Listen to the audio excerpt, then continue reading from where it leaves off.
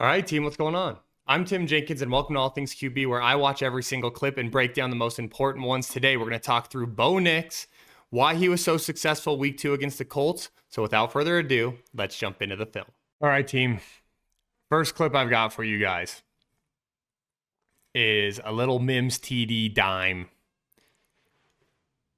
out of the gate on the breakdown. Look at this thing. As easy as it gets from a scheme standpoint, right? My third grade team would call this dancer. I believe every NFL team ever would call it dancer as well. We got the goes outside. You're going to have the middle read, bender, seam read, however the heck you want to put it in the middle. You get the one-on-one coverage outside. Give your guy a shot. That is such a good football.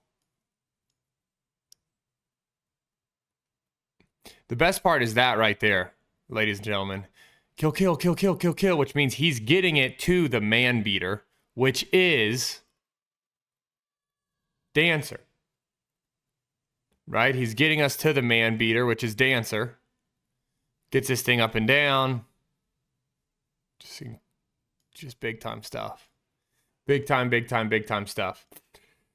So here we've got third down. Okay, and we're going to motion out. Give us a little man zone indicator. And we've got ourselves a little slot fade with like a cross.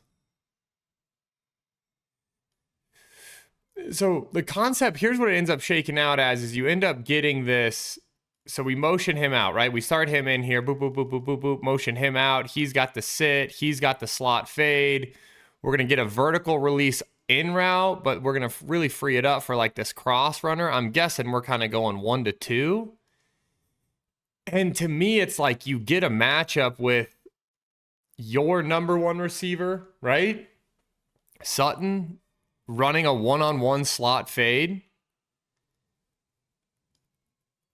And it just, like, we just fired this thing out of bounds. I mean, I don't want to say fired out of bounds because that makes it sound like a way worse football than it actually was. But to me, it's like, I like the opportunity. It's also then simultaneously 3rd and 4. And it's like, gosh, is there a higher percentage ball here for us? Or if you're a Broncos coach, are you saying, actually, this is about as high percentage as we feel like we can get on third down, is throwing a 50-50 ball to our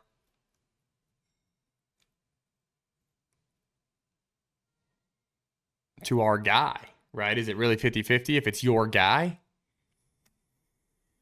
Oh, that's something. We got a little scramble dime here. There's nothing like it. I want you guys to watch this. We've got XZ read, which we've covered a bunch. If you've watched this channel, if you haven't, we'll revisit it.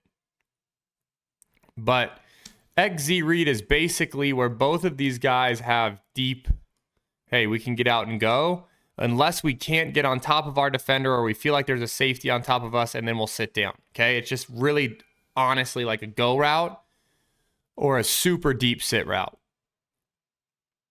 Gets out of the pocket. Great scramble reaction here. Watch this. Just look at that. Short to deep scramble reaction. Great football. Might be one of the better throws this week. Look at Bo Nix here. Action, 1, 2, 3, 4, 5. Hitch, spin out of there. Get on the move. Let this thing rip up the sideline. You gotta love it. Gotta love it. Here we got a just great little boot design. I just love. Sometimes, you guys know me, sometimes it's like, hey, is it the most exciting completion in the world? No, but I like the design of it. That's really what I want to highlight here, is the design of this thing, because I want you guys to see everything that goes into it. So first and foremost, we're going to motion a guy over. And then watch. We're going to actually pull up front. We're going to be down, down, down. We're going to pull. We're going to make it look like, power basically. And then we're going to sneak our tight end out this way. So then Bo's going to reverse out, fake it, and boot. And we're just going to get wide open with all this. These linebackers, they're seeing the down. They're seeing the pull. They're seeing the fullback right at them. I just love it. And then he's wide open. Just love any way that you can dress up boot, right? Like if you can dress up, hey, here's, we're making it look like this and it's boot. Like, look at this. That looks like we're trying to get downhill at you right now. And then it turns out it's boot.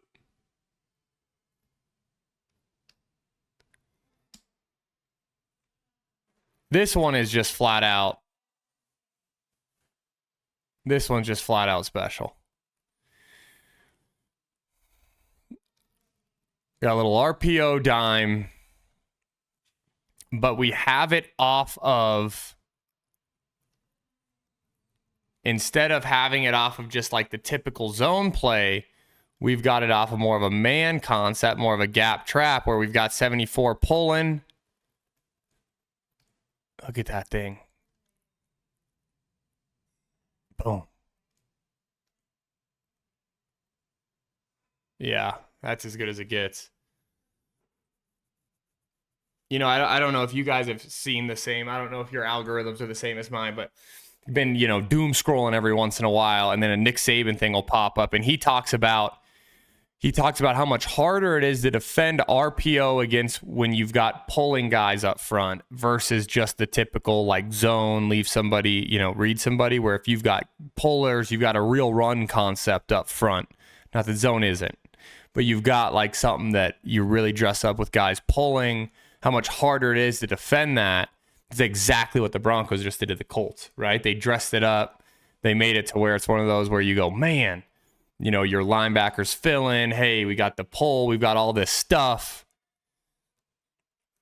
Really good. These are the little details that are just lethal in the NFL. Like, hey, do you as you guys know, or may not know if you're new to the channel, I'm coaching my oldest son, okay, my third grade tackle team. And we'll maybe do a breakdown at the end of the season, right? But these are the little details of the National Football League are lethal, which is, look, we're going to pull. We're going to make it look here. I want you guys to watch Tony Franklin. Watch him act like he's running that, what everybody does down here. He's running that across behind the line of scrimmage. We would call it a slice. Look at him sell that he's running the slice and then dip right back out. And look at what that does. I want you guys to watch these guys' eyes. That, and then how it just sucks them in, and then they almost forget that Franklin was right there. That's the stuff that makes these plays so dang good that it's like, one, first and foremost, I don't think they talk about it enough on the broadcast, okay?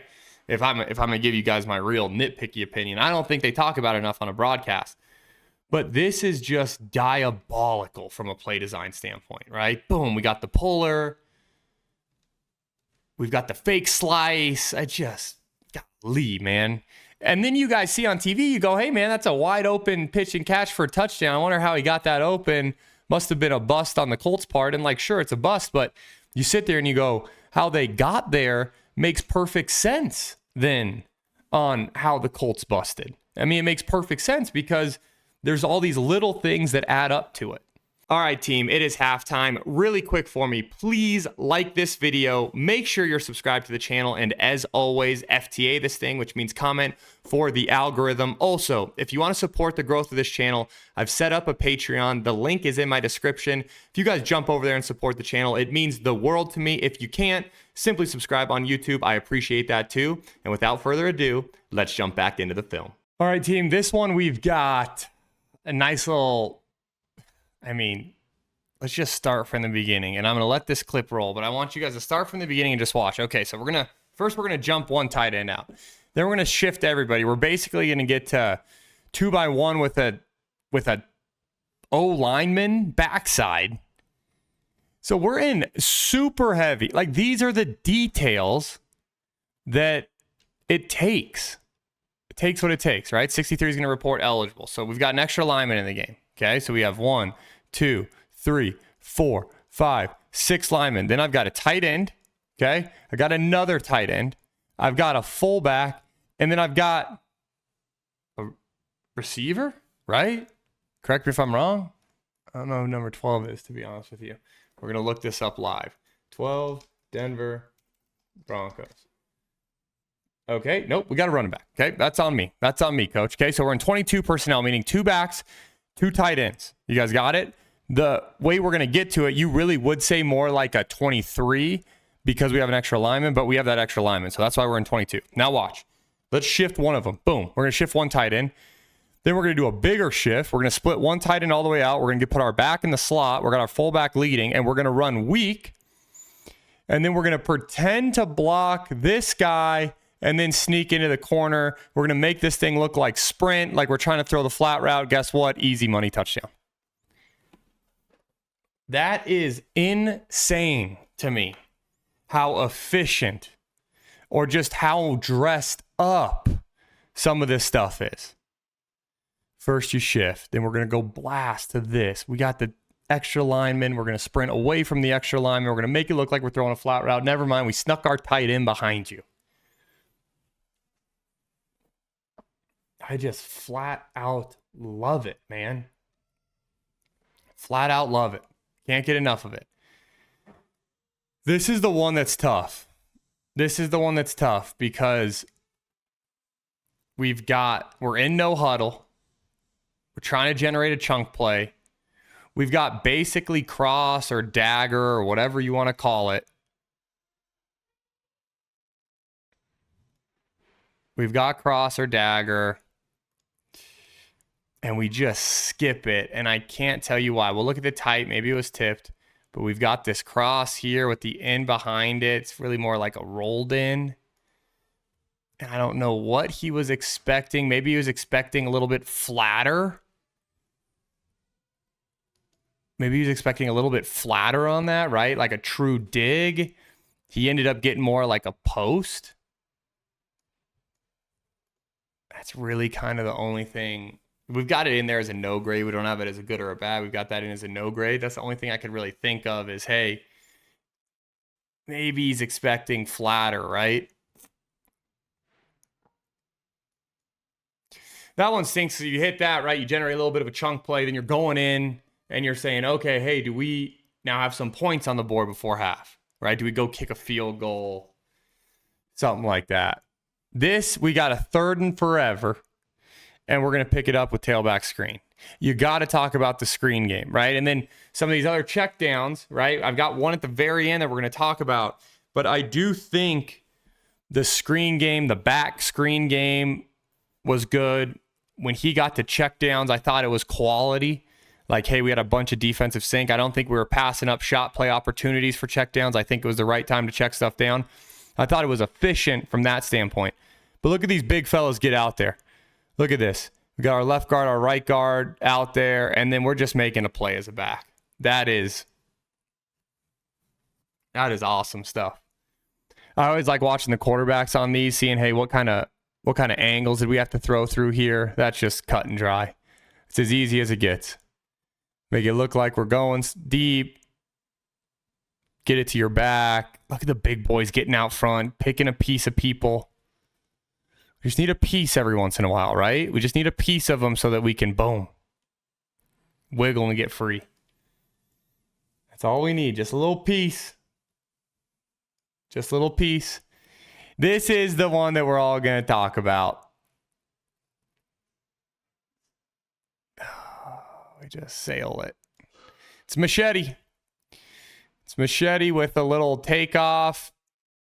You almost think, man, he hit this earlier in the game. These one-on-ones outside, you almost think, man, what got him off of that, right? Now, listen, he might not have peaked the matchup at all to begin with, right? He might not have liked it. He might have the whole time been thinking, hey, I've got my double deep overs. I love myself a machete concept. I'll tell you what, we've thrown the deep over to the right, coming from left to right. We've thrown the deep over coming left to right twice off of machete, and we're 0 for 2. It was incompletion last week that on the fourth down that everyone in the stadium was pointing at Cortland Sutton. And then this week, we sail it, and safety just makes a heck of a play. Looks like arm kind of gets hit, ball kind of gets hit. So, is it on Bo? I don't know. It's one of those that he's going to look back at and say, man, maybe I take my, maybe I take my one-on-one. It's always easier when you watch it on tape, Executing in person, that's always a tougher thing.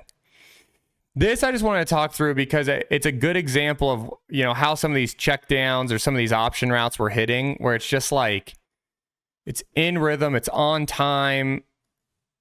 You see this concept. What they're trying to do is they've got this out, you've got this corner, and then you were just working in here, and we've got this option route right here. There's going to be people that are going to screen grab it and say like, oh man, we should have tried to throw this corner route out here. We should have thrown this. And it's like the ball's already out of his hand, right? Ball's already out. That's why all these guys are converging on the football. And then again, it's a 10-yard pickup, So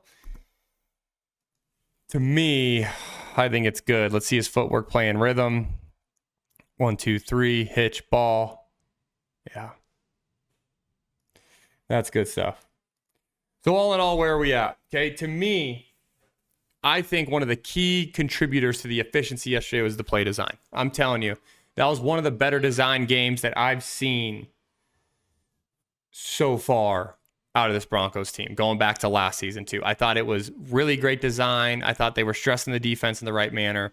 So to me, I thought it was exciting. I thought it was a good step in the right direction. I mean, listen, they should have won yesterday, right? You should be sitting at 2-0. Instead, it's 1-1. You get the leverage call. You miss the kick. Really, the Broncos shouldn't have missed their kick, right? Like that's, but then also the leverage call. It's like, we could have won it two different ways. We went 0 for 2.